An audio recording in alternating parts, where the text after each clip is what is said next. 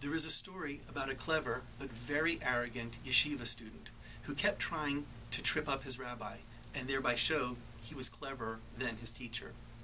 After trying many different ways and many different questions, he finally came upon what he thought was the perfect way of showing how smart he was. He came to class that day with a bird in his hand, and he asked his rabbi, he said, "Rabbi, this bird in my hand, is it alive or is it dead?" And whatever the rabbi answered, the student would respond. If the rabbi said the bird was alive, the student would crush the bird, hence the rabbi would be wrong. And if the rabbi said the bird was dead, the student would let the bird go, and everyone would see how smart the student was and how he had outsmarted the rabbi. The rabbi took the question in, looked at the student, and said to him very seriously, "The answer is in your hands." I think about this story as I consider the purpose of fasting on Yom Kippur. We read in the book of Leviticus that we are to afflict ourselves.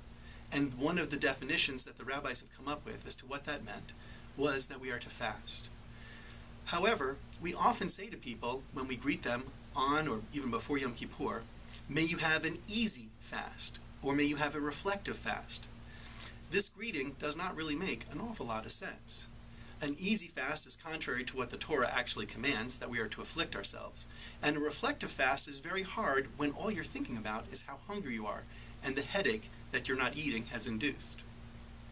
Rather, I think the purpose of fasting is to afflict ourselves by understanding that we have the power to control our most basic and natural of impulses. When a child is born, it immediately goes to nurse, to suckle at the mother's breast. It is natural for us to eat, the most natural, most basic of all instincts. When we fast, we restrain ourselves and we show that we can control who we are, that we have the power in our hands to shape our actions and our deeds. And so in this Yom Kippur, I not only wish you perhaps an easy fast or reflective fast, for I certainly do not want you to in any way suffer, but I do hope that you have an empowering fast, one that shows you who you can be. This is your Torah in 2.